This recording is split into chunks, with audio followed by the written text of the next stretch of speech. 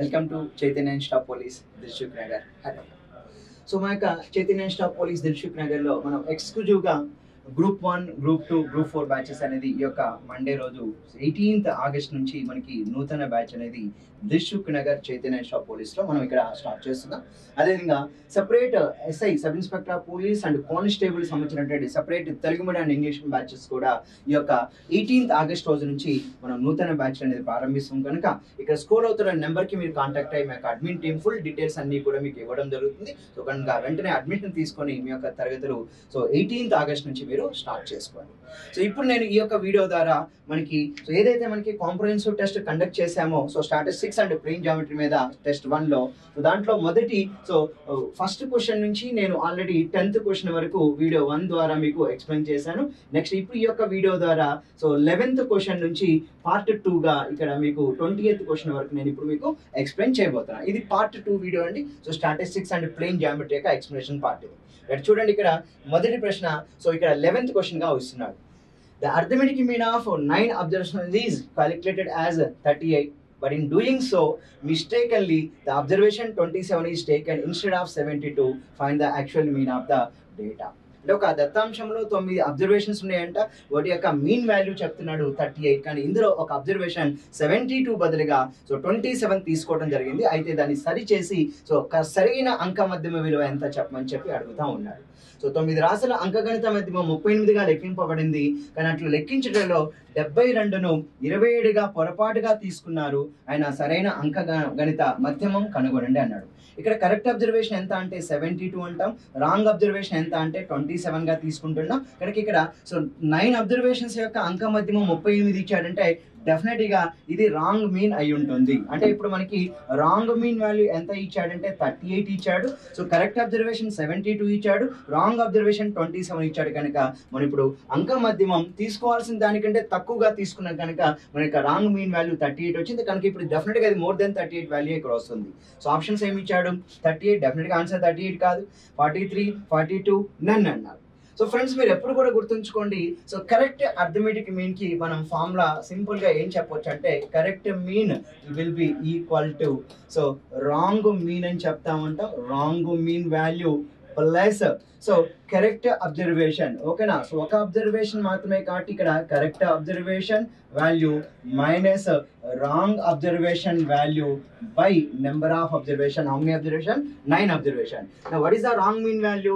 9 observations యొక్క mean value 38. ఎందుకంటే అది రాంగ్ గా తీసుకున్నారు కనుక 38 will be the wrong arithmetic mean value plus 72ను 27 గా తీసుకున్నారు. అంటే 72 is the correct value and 27 is the wrong value by how many observation?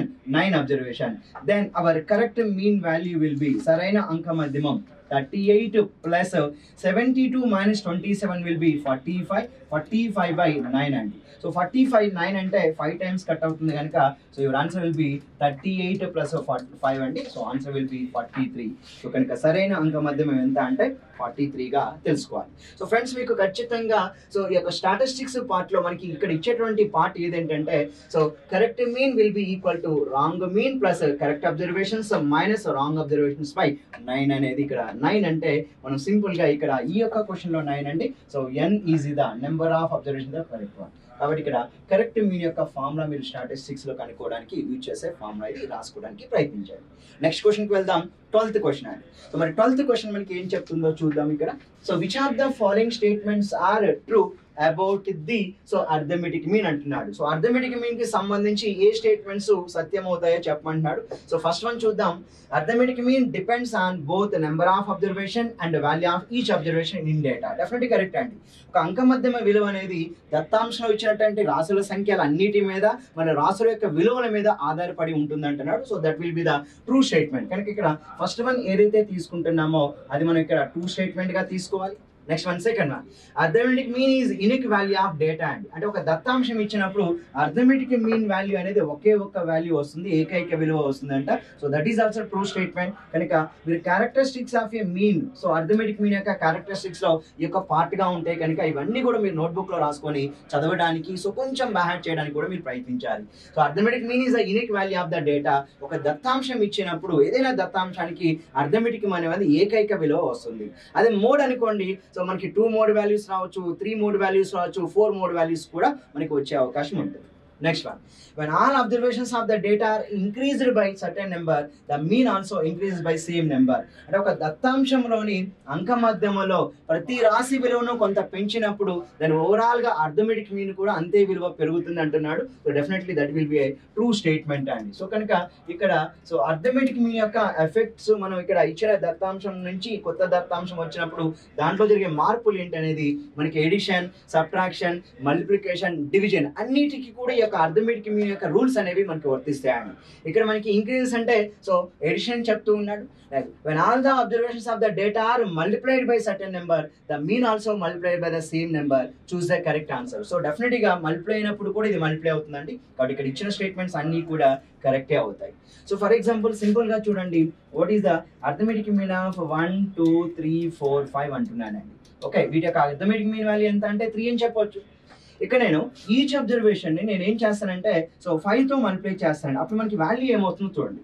Original arithmetic mean కి 3 వచ్చింది. మనం 5 తో అబ్జర్వేషన్ అంటే 1 into 5 ఎంత 5, 2 into 5 10, 3 into 5 15, 4 into 5 20, 5 into 5 25.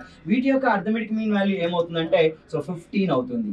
అంటే మనం కొన్ని రాశుల యొక్క అంక మధ్యమం 3 అయినప్పుడు ప్రతి అబ్జర్వేషన్ 5 తో మల్టిప్లై చేయడం వల్ల సో 3 5 15 వస్తుంది. ఇప్పుడు నేను ప్రతి అబ్జర్వేషన్ కి ఒక 5 అనే వాల్యూ యాడ్ చేస్తానండి. అప్పుడు అర్థమెటిక్ మీన్ ఆఫ్ చూడండి, ఇక్కడ 1 + 5 6 అవుద్ది, 2 + 5 7, అండ్ 3 + 5 8, 4 + 5 9, 5 + 5 10 అవుద్ది. అప్పుడు వీటి యొక్క అర్థమెటిక్ మీన్ వాల్యూ ఎంత అంటే 8 చెప్పొచ్చు. కనుక ఒక అబ్జర్వేషన్ 5 తో మల్టిప్లై చేస్తే 5 తో మల్టిప్లై వస్తుంది. సో 5 యాడ్ చేస్తే 5 యాడ్ అయ్యి వస్తుంది. కాబట్టి ఈ యొక్క స్టేట్మెంట్స్ సి అండ్ డి అనేవి ఏవైతే ఉన్నాయో సో డెఫినెట్లీ ట్రూ స్టేట్మెంట్స్ గా మనం ఇక్కడ తీసుకోవచ్చు. కనుక అర్థమెటిక్ మీన్ వాల్యూ చేంజెస్ లో మనకి ఎడిషన్, సబ్ట్రాక్షన్, మల్టిప్లికేషన్, డివిజన్స్ మీద ఉంటాయండి. ఈ 4 కూడా అప్లై అవుతాయి. కనుక మీరు కొంచెం ఆ యొక్క స్టేట్మెంట్స్ ని చదువుకోవడానికి ప్రయత్నించండి. So these are the main characteristics of the arithmetic mean. ఇక్కడ ఇచ్చిన అన్ని క్యారెక్టరిస్టిక్స్ కూడా సరైనవి అవుతున్నాయి కనుక నోట్బుక్ లో రాసుకొని వీటిని మీరు చదువుకోవడానికి మీరు ప్రయత్నించండి. అర్థమెటిక్ మీన్ వాల్యూ అనేది దత్తాంశంలోని అన్ని రాశుల మీద ఆధారపడుతుంది. నెక్స్ట్ వన్, దత్తాంశంలోని రాశుల సంఖ్య మీదే కాదు ఆ ఇచ్చిన రాశుల విలువలపై కూడా అది ఆధారపడుతుందని చెప్పి చెప్తా ఉన్నాడు. So true statement. అంక మధ్యము అనేది ఒక దత్తాంశములకు ఏకైకం, అంటే ఒకే ఒక అర్థమెటిక్ మీన్ వాల్యూ వస్తుందంట. So this is also true అండి, సత్యం అని చెప్పొచ్చు. సో దిస్ ఈజ్ ఆల్సో ట్రూగా మనం మాట్లాడుతూ ఉన్నాం. సో దత్తాంశంలోని అన్ని రాశులకు ఒక సంఖ్యను కూడిన ఆ దత్తాంశం యొక్క అంక మధ్యము కూడా అదే విధంగా మార్పు చెందుతుంది. So this is also true. So కొంత వాల్యూ పెంచినప్పుడు మనకు వచ్చే కొత్త వాల్యూస్ యొక్క అర్థమెటిక్ మీన్ వాల్యూ అంతే వాల్యూ పెరుగుతూ ఉంటుంది అంటున్నాడు. ట్రూ స్టేట్మెంట్ అది. ఒక దత్తాంశంలోని అన్ని రాశులను ఒకే సంఖ్యచే గుణించిన ఆ దత్తాంశం యొక్క అంకగణిత మధ్యమం కూడా అదే సంఖ్యచే గుణించబడుతుంది. So this is also definitely true statement. But all are true కాబట్టి ఇచ్చినవన్నీ కూడా ట్రూ అండి. So answer will be option 1 is the correct answer. Next one, the mode of the data 9x 6 3 4 9 8 6 4 6 is 6 anta, then which of the following cannot be the value of x anta. Right, ఇప్పుడు ఈ యొక్క mode value మనకి 6 అని చెప్తా ఉన్నాడు. So ఒక్కసారి నేను ఇక్కడ తీసుకుంటానండి. So mode of the values, those values 9 x 6 3 4 9. So next one 4 9. So next one 8 6 4 6 is equal ఎంత అంటే మనం 6 గా చెప్పాలి. Then mode of 9x 6 3 4 9 8 6 4 6 will be equal to 6 అవుతుంది. అయితే ఇక్కడ మనకి which of the following are not the values of x, అంటే ఎక్స్ విలువ కానిది ఏది అంటున్నాడు. ఎగ్జాంపుల్ గా చూద్దాం. ఇక్కడ 6 యొక్క ఫ్రీక్వెన్సీ ఎంత అంటే సో ఇక్కడ మనకి టోటల్ గా 6 అనేది 1 time, so second time, third time వచ్చింది. అంటే ఇక్కడ 3 టైమ్స్ వచ్చింది కనుక ఎక్స్ వాల్యూ కానిది ఏది అడుగుతున్నాడు. అంటే ఇక్కడ మనకి డెఫినెట్ గా ఎక్స్ వాల్యూ 6 ఇవ్వచ్చండి. రైట్, అంటే ఇక్కడ 6 అనేది occurs how many times are 3 times. అది 3 టైమ్స్ వచ్చిందంటే మ్యాక్సిమం 3 టైమ్సే కాబట్టి దీని యొక్క మోడ్ వాల్యూ ఎంత అంటే సో 6 అని చెప్తా ఉన్నాడు. సో మిగతా ఏ అబ్జర్వేషన్ కూడా 3 టైమ్స్ కానీ అంతకంటే ఎక్కువ వచ్చే అవకాశం లేదండి. ఎందుకంటే ఆల్రెడీ మోడ్ వాల్యూ 6 చెప్తున్నా అంటే 6 highest number of times repeat అయినట్టు. కనుక ఎక్స్ వాల్యూ కానిది ఏదంటే డెఫినెట్ గా ఎక్స్ వాల్యూ అయితే ఇక్కడ మనం 6 అవ్వచ్చు అండి. కానీ కానిది ఎక్స్ విలువ కానిది ఏది అన్నాడు ఒకసారి చూద్దాం. ఇక్కడ నేను లెటర్స్ అజ్యూమ్ ఎక్స్ వాల్యూ 8 రాస్తానండి. ఒకవేళ నేను ఎక్స్ ప్లేస్ లో 8 తో రిప్లేస్ చేశాను అనుకోండి, అప్పుడు 8 ఎన్ని టైమ్స్ వస్తుంది, ఇక్కడ 8 వస్తుంది, ఇక్కడ 8 వస్తుంది. కాబట్టి మోడ్ వాల్యూ 6 అనేది కరెక్టే. ఓకే, ఒకవేళ నేను ఎక్స్ వాల్యూ 4 రాశాను అనుకుందాం, ఓకేనా, ఒకవేళ ఎక్స్ వాల్యూ నేను ఇక్కడ 4 రాసాము అనుకుందాం. ఒకవేళ నేను ఇప్పుడు ఎక్స్ వాల్యూ 4ని రిపీట్ చేస్తే అప్పుడు ఏమవుతుంది అంటే క్రాస్ అవుతుంది.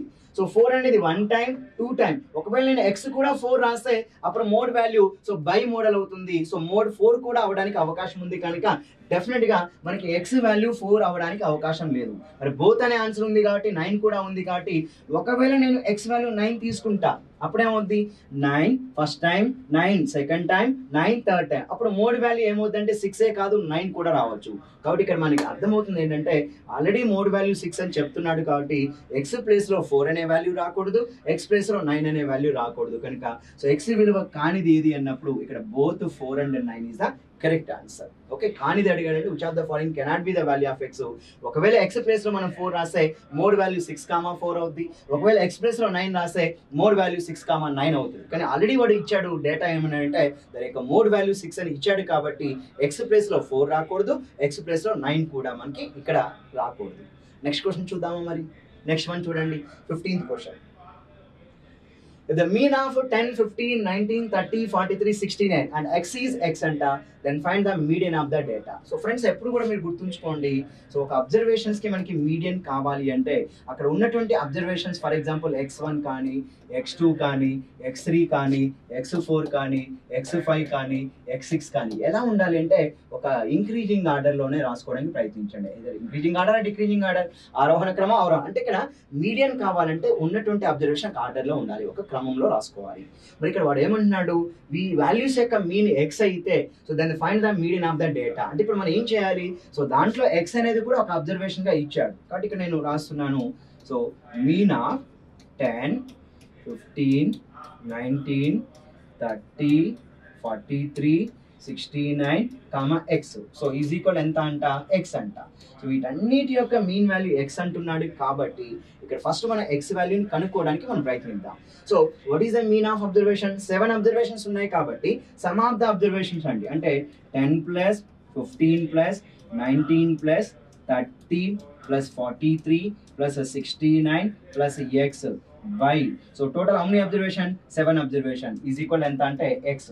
ఫస్ట్ మనం ఎక్స్ వాల్యూ కనుక్కోగలిగితే వాటిని ఒక ఆర్డర్ లో రాసుకొని మీడియన్ వాల్యూ ఫైండ్ అవుట్ చేయొచ్చు. సో 7 into x ఎంత అంటే 7x అవుతుంది, ఓకేనా. So 7 into x will be 7x. And ఇప్పుడు ఈ x అనేది ఇటువైపు వస్తుందండి. సో 7x కాకుండా x ఇటు వచ్చినప్పుడు మనకి so 7x minus x is equal right. Total add చేద్దాం.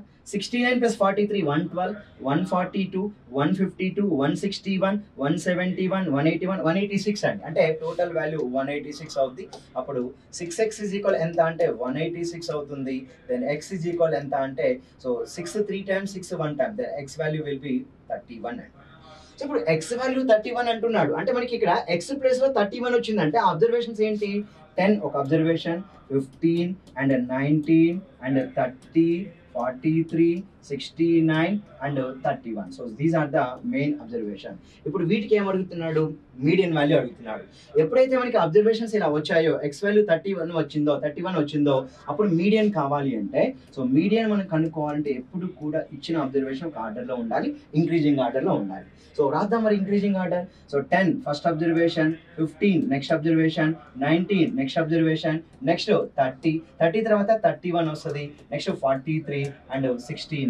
సో టోటల్ 7 అబ్జర్వేషన్స్ ఉన్నాయి కాబట్టి ఇటు 3 అబ్జర్వేషన్స్ అండ్ అటు 3 అబ్జర్వేషన్స్ అనేది what is the middle most value 30 అండి. Then what is the median of the given observation? So then the median value will be equal ఎంత అంటే 30 అండి. మరి ఈ యొక్క ప్రశ్నకి మనం ఆన్సర్ మీడియన్ ఎంత అంటే 30 అనేది సమాధానంగా మనం ఎంచుకోవచ్చు.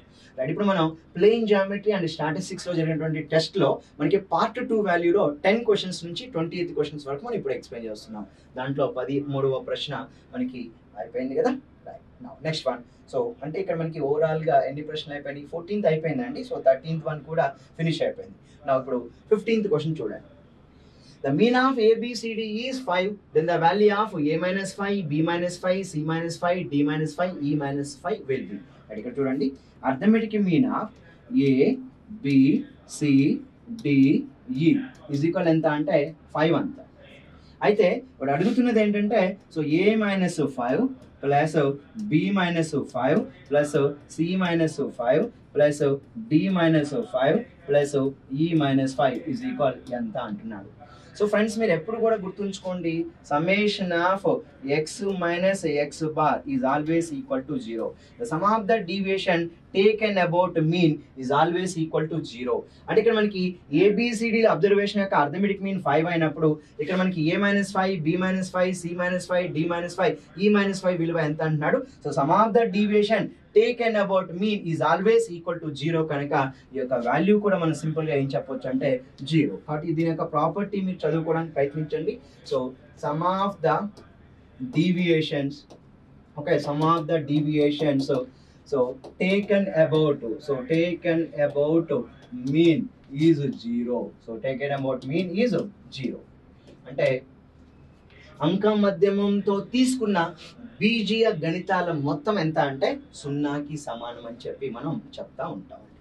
కాబట్టి ఈ యొక్క ప్రశ్నకి ఆప్షన్ 2 సరైన ప్రశ్నగా తీసుకోవచ్చు.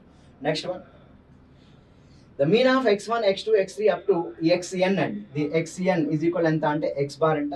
then the mean of ax1 ax2 axn and x1 by a x2 by a, right. ఇప్పుడు ఇది ఒక దత్తాంశం అండి. సో నెక్స్ట్ వన్, ఇది ఒక దత్తాంశం. ఈ రెండింటికి కలిపి మీన్ అడుగుతున్నాడు.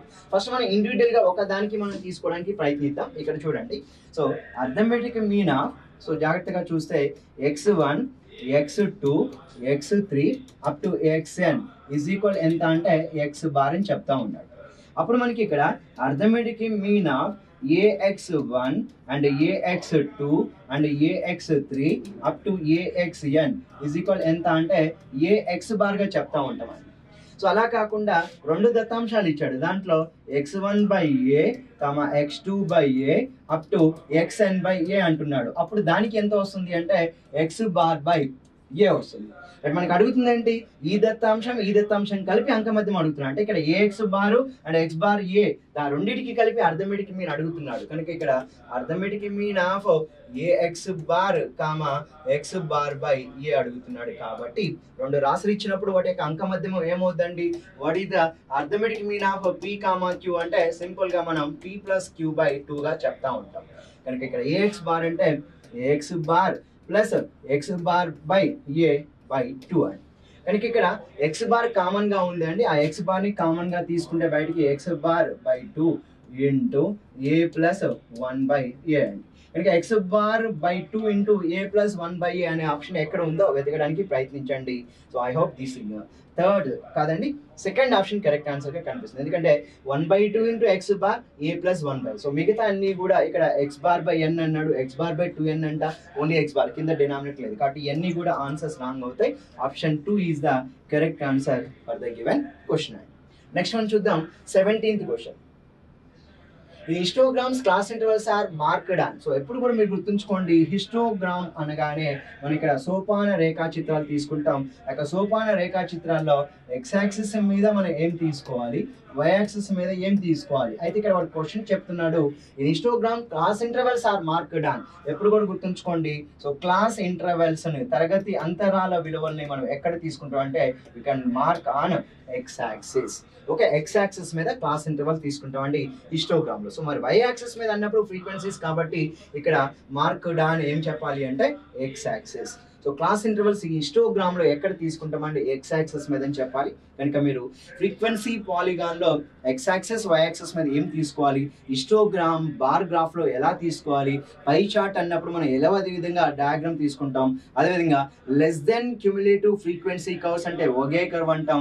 So more than cumulative frequency curves ఉన్నప్పుడు ఎక్స్ యాక్సిస్ మీద వై యాక్సిస్ మీద ఏ వాల్యూస్ తీసుకుంటాం అన్న విషయం మీరు క్లియర్ గా నోట్స్ ఇచ్చి ఉంటుంటాను. కనుక సో జాగ్రత్తగా చదువుకోండి, వాటి మీద మనకి ప్రశ్న అడుగుతున్నాడు. సో సోపాన రేఖా చిత్రాల్లో ఎక్స్ యాక్సిస్ మీద ఏం తీసుకుంటాం అంటే క్లాస్ ఇంటర్వల్స్ తీసుకుంటున్న విషయం మీరు గుర్తుపెట్టుకోవాలి. మరి ఈ యొక్క ప్రశ్నకి ఆన్సర్ ఎంత అంటే ఎక్స్ యాక్సిస్. నెక్స్ట్ క్వశ్చన్ చూడండి, 18. The median of the following data is 525. Then find the value of x and y respectively. The total frequency is 100 అంట. సో టోటల్ ఫ్రీక్వెన్సీ 100 అన్నప్పుడు ఇక్కడ మనం సింపుల్ గా ఏం చెప్పొచ్చు అంటే సార్, ఈ యొక్క ప్రశ్నకి మనం సింపుల్ గా మీకు టాబ్లర్ ఫామ్ ఉంది, కొంత క్యాలిక్యులేషన్ పార్ట్ కూడా ఉంది. అయితే మీడియన్ వాల్యూ 525 అయితే సో అక్కడ మనకి ఎక్స్ కామా వై వాల్యూస్ ఏమవుతాయని చెప్తున్నాడు. ఇక్కడ ఫ్రీక్వెన్సీ అంతా కలిపితే టోటల్ ఫ్రీక్వెన్సీ 100 కాబట్టి ఇక్కడ చూడండి, సో ఎక్స్ వాల్యూ ఉంది, ఇక్కడ వై వాల్యూ ఉందండి. కాబట్టి ఇక్కడ ఎక్స్ ప్లస్ వై ప్లస్ ఇక్కడ చూడండి 2 plus 5 7, 7 plus 12 19, 19 plus 17 అంటే 36, 56, 56 60, 69 plus 76 అంటే ఇక్కడ x plus y plus 76 is equal 100 total frequency. అప్పుడు నాకు ఇక్కడ x plus y is equal ఎంత వస్తుంది అంటే 24 వస్తుంది. మరి ఇప్పుడు x value and y value కలిపితే మనకి ఆన్సర్ ఉంటుందండి. x వాల్యూ y వాల్యూ కలిపినప్పుడు ఆన్సర్ 24 వచ్చేటట్టుగా మనకి ఎన్ని ఆప్షన్స్ ఉన్నాయో ఒక్కసారి చెక్ చేసుకోవాలి. ఇక్కడ y వాల్యూ ఇది 19 అండి. So x value y value కలిపితే 24 వచ్చేటట్టుగా ఇక్కడ x value 9 and y value 15 అండి. సో డెఫినెట్గా 9,15 అనేది ఈ యొక్క ప్రశ్నకి సమాధానంగా ఇవ్వవచ్చు. ఇది ఇక్కడ మనకి ఆప్షన్ 1లో y వాల్యూ ఇది 19 చేసుకోవడానికి మీరు ప్రయత్నించండి. ఎందుకంటే ఇక్కడ కూడా 15 plus 9 24 అవుతుంది. అప్పుడు మనం డెఫినెట్గా calculation high calculation median value కనుక్కోవాల్సిన అవసరం వస్తుంది. ఈ క్వశ్చన్ ఇచ్చిన సందర్భం ఏంటంటే x plus y 24 కనుక 9 plus 15 24 వచ్చేట్టుగా ఒక్క ఆప్షన్ ఉంది. దిస్ విల్ బి ద 19 అండి. Okay, next question. ఒకవేళ ఇది కూడా 24 అనుకోండి, అప్పుడు మనం ఏం చేయాలి?